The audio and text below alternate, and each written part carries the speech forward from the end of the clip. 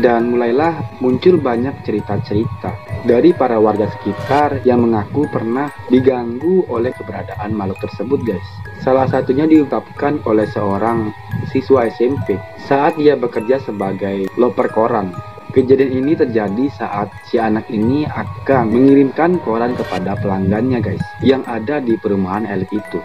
Ketika sedang berkeliling, anak ini melihat sosok perempuan dengan pakaian serba putih sedang berjalan sembari menunduk tepat di persimpangan.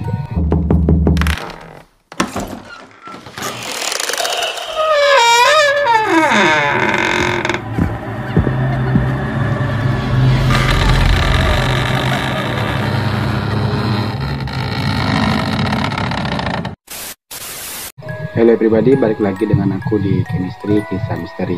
Jadi seperti biasa, jangan lupa di like, komen, dan share-nya guys. Dan jangan lupa juga untuk di subscribe dulu channel ini. Aku doakan kalian sehat selalu dan dimurahkan rezekinya guys. Dan yang belum subscribe, subscribe dulu. Oke guys, kali ini aku akan sedikit bercerita ke kalian semua tentang misteri rumah angker Darmo di Surabaya. Pasti kalian sudah nggak asing lagi kalau mendengar tentang rumah angker Darmo ini. Penasaran dengan kisah misteri rumah angker Darmo ini? Simak terus video ini sampai habis. Dan seperti biasa, sebelum aku lanjut, jangan lupa tinggalkan jejak kalian seperti like, komen, dan share-nya guys. Dan jangan lupa juga untuk di-share ke teman-teman kalian atau ke sosial media kalian juga ya guys. Buat kalian yang merasa takut, wajib banget untuk didampingin orang tua kalian kalau nggak teman-teman kalian guys. Tetap tenang, enjoy, dan jangan panik, dan tetap hati-hati guys karena mereka benar-benar ada. Jangan lupa subscribe. Jika sudah semuanya, langsung saja kita mulai.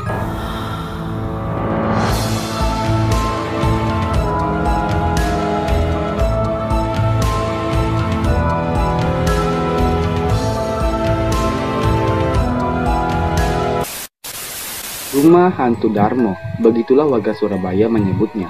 Terletak di Jalan Raya Puncak Permai 2 nomor 26, Suko Manunggal, Kota Surabaya. Tempat ini termasuk rumah tidak berpenghuni guys. Setiap tempat pasti memiliki kisah misterinya masing-masing guys. Terutama tempat yang kini ditinggalkan oleh pemiliknya. Tidak terkecuali rumah hantu Darmo yang melegenda karena keangkerannya. Sejak tahun 80-an guys. Bukan tanpa alasan. Nama tempat ini disematkan pada bangunan tua yang sudah tampak usang dan tidak terawat itu guys. Sebab banyak cerita dari warga sekitar maupun warga yang lewat di depan rumah tua tersebut. Mereka merasakan ganjil dan pernah bertemu penampakan makhluk gaib guys. Rumah hantu Darmo ini yang terkenal dengan pesugihan yang dilakukan oleh pemiliknya guys. Konon katanya sang pemilik adalah orang yang kaya raya.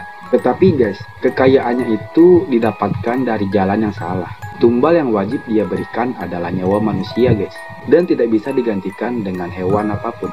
Pemilik rumah tersebut membuat janji dengan menyediakan tumbal setiap malam Jumat.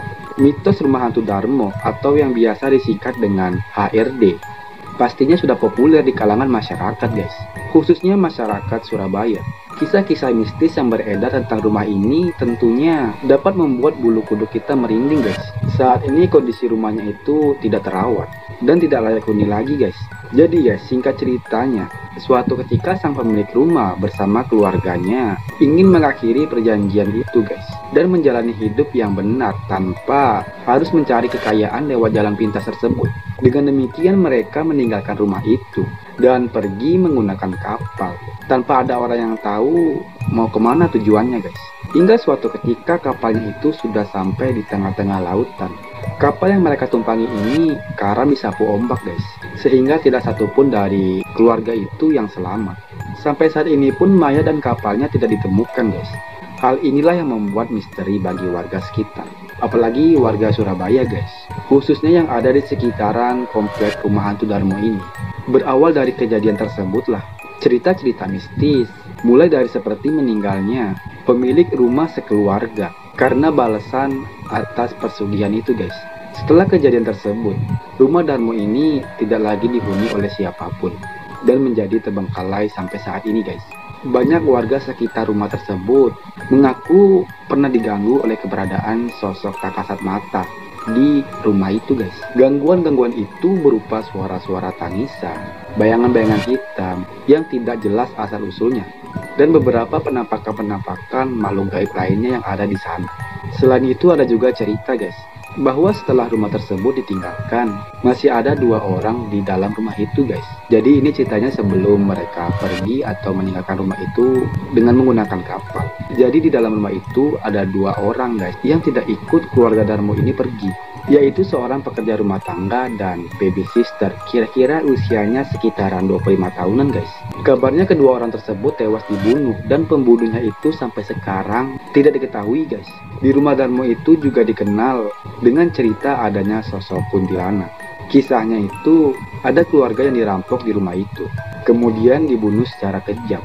Putri sulung dari keluarga korban itu dibiarkan hidup lalu diperkosa secara bergantian oleh pembunuh itu guys, hingga akhirnya ia dibunuh juga.